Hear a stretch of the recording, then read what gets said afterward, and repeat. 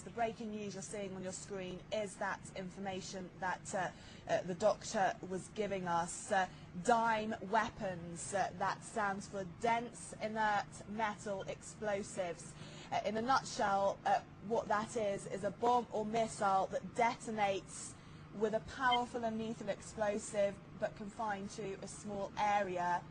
It is a new weapon that Israel has been using. They used it in the 2006 war in Lebanon, according to the doctor we spoke to.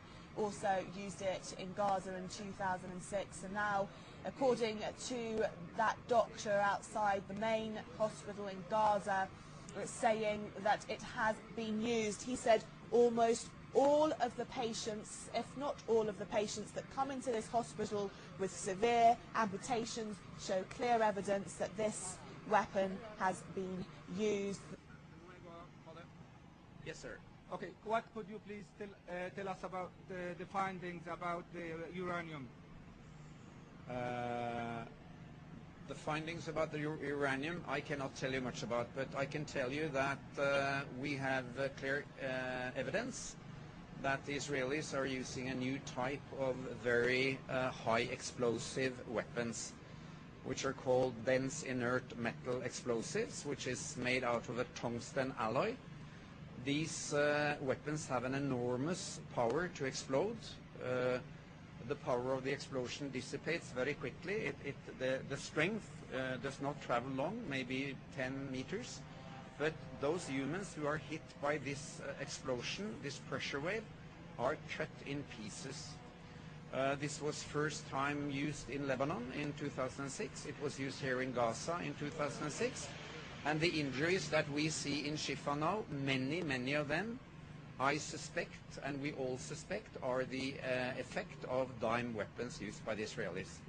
On the long term, these weapons will have a cancer effect on those who survive.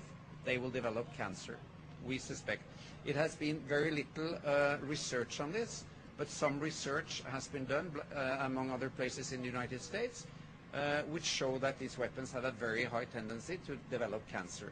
So they kill, and those who survive risk having cancer. Okay, and what is your saying about this? Well, as anything, everything and all that is happening here in Gaza now, it is against international law, it is against humanity, and I think it is very much against what it means to be a decent person. You don't treat other people like this. Even if you disagree with them, maybe even if you fight with them, you don't treat civilians, children and women like this. And I have an appeal to the Israeli doctors and nurses. They are my colleagues. We belong to the same international community, the medical community. I wish that the good doctors and nurses in Israel tell their government to stop these atrocities.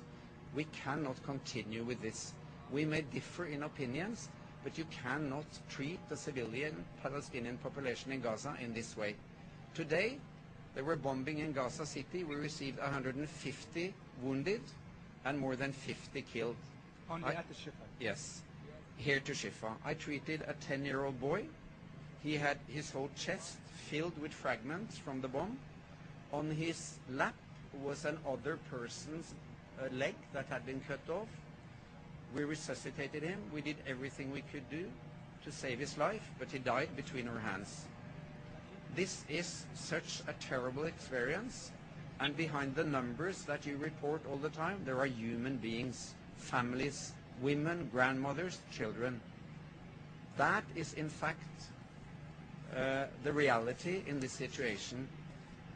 Those who are paying the price for the Israeli bombardments now, they are common people, Palestinian people. Half of the population in Palestine are below 15 years. 80% of the Palestinians in Gaza live below the level of poverty defined by the UN. No, they don't have food. They don't have electricity. It's cold. They don't have warmth. And in addition to that, they are killed. This must be stopped. How many people did you see who are affected by this weapon? I have, An estimate. you know, almost all of the patients we have received with these severe amputations, they seem to have been affected by this kind of weapon. Of course, we have many fragment injuries and burns, but those who have got their limbs cut completely off constitutes quite a proportion. You know, we have so much to do. The Palestinian doctors, paramedics, nurses, volunteers do an incredibly heroic job to save their people. Dr. Eric and I, we are just a small drip in the ocean, but we learn from them. Unfortunately, we don't have the time to do research. We have to save the lives.